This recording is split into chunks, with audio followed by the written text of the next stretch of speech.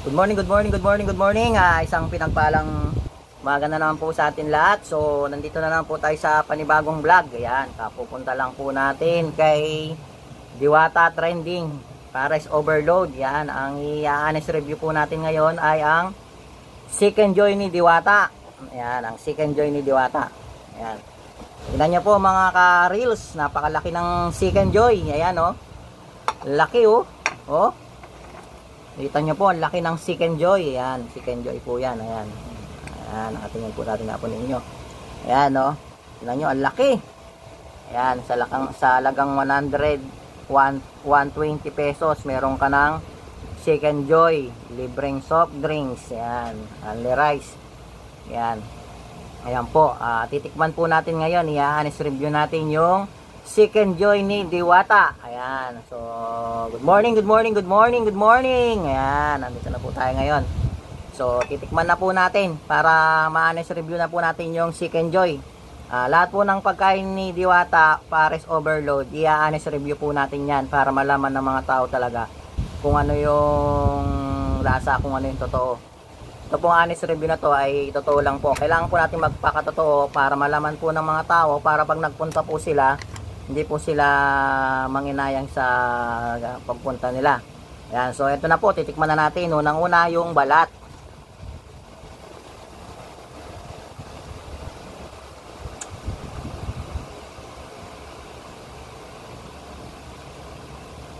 Ang sarap yung balat.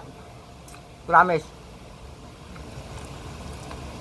Magaling talagang magtimpla si Diwata ng negosyo, kaya siguro talagang pinupuntahan. Ako sa pritong manok, ganito po yung gusto kong lasa. Yung meron siyang malinamnam na lasa. Sarap. Kasi minsan pag nakakabili po ako ng manok talaga na prito, tapos ang liit-liit, walang lasa, matabang. Ito, masarap po talaga. Ngayon na ako naniniwala, kaya pinupunta ng mga tao. Masarap talaga ang luto ni Diwata. Siguro, hindi ko po alam kung sinong nagtitimpla doon, kung si Diwata talaga. Pero napakasarap talaga ng Chicken Joy niya. Chicken Joy.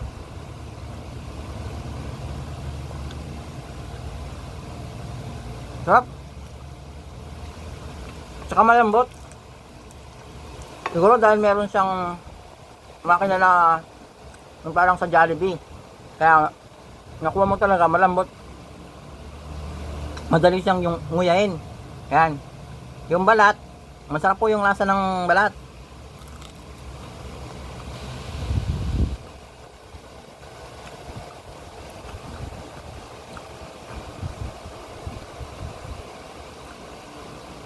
Ang sarap. Kuwang-kuha niya po yung lasa ng pamasa. Kaya maraming napupunta sa kanya doon, mga vlogger. Kaya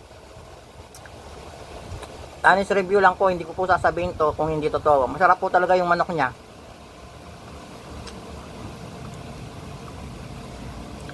Lalo na yung balat, ang sarap po.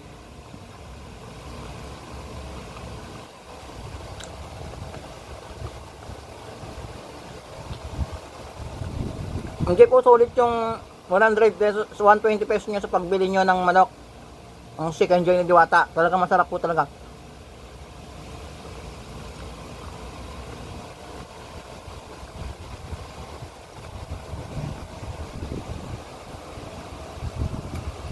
Kaya po pala talaga na na maraming nagpupunta doon. Masarap po talaga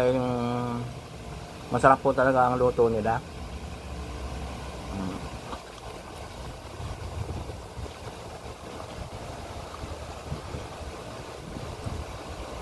Oo.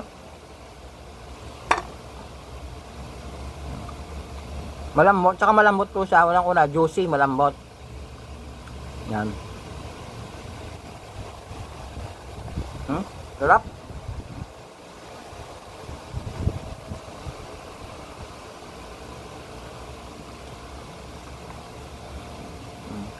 Sarap. Saka wala po siyang dugo sa gilid, wala po. Kasi may manok na pagbuo, Pag pinirito mo, may dugo-dugo pa sa gilid. Pagka ang pagpiprito mo, yung pinabayaan mo parang handling mo lang prito, pakala mo luto na. Tapos pag ginano mo, may dugo-dugo sa gilid. Ito po yung kay Diwata talagang wala. Talagang lutong-luto po talaga siya. Tapos crispy. Ang kagandahan, ayan, yun po ang kagandahan doon. Tsaka ang sarap.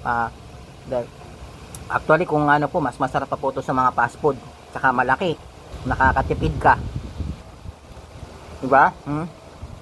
Sarap po.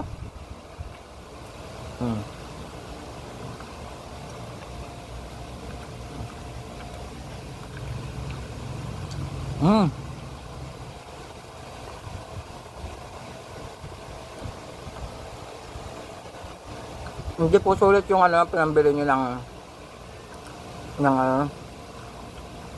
ng Chicken Joy, tapos nagpila kayo sa mainit. Ayan. Sulit na sulit, mali po, sorry po. Sulit na sulit po yung pagpunta nyo doon kasi nga masarap po talaga. Masarap po yung lasa, promise.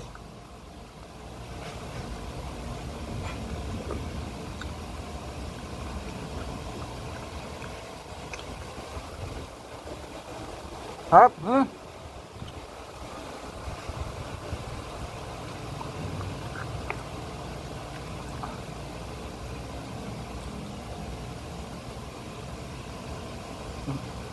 Sa bentahan po ng prito ng manok, ang ganito po kalaki, 160. Alam ko, 160. Kasi bumibili po kami ng ulam minsan na pritong manok. Sa mga dinadaanan, 160. Ang alam ko po na presyo na malaki. Sarap po.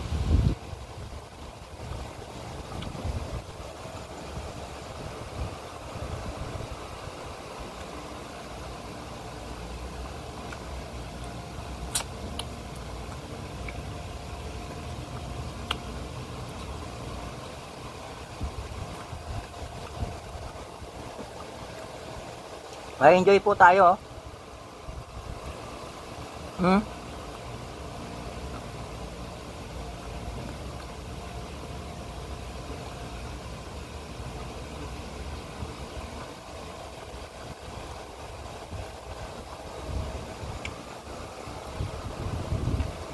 Sarap ah.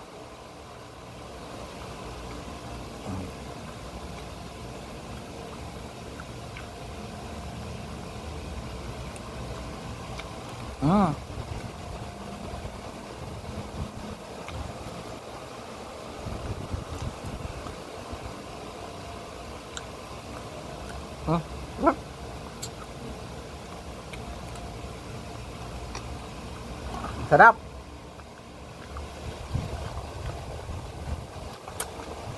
Yung mga Kapampangan vlogger, kung gusto nyo po, punta na po kayo sa Diwata Pares Overload. Diyan lang po yan sa Pasay. Mga Kapampangan vloggers. Yan. Dayo kayo sa Manila, mga Kapampangan vloggers. Kapampangan Science, yan. Kapampangan Scientist, ayan. Mga grupo po yan. Yan. Shoutout kay Kunsan Roy Torno, ayan. Kapampangan Scientist po yan.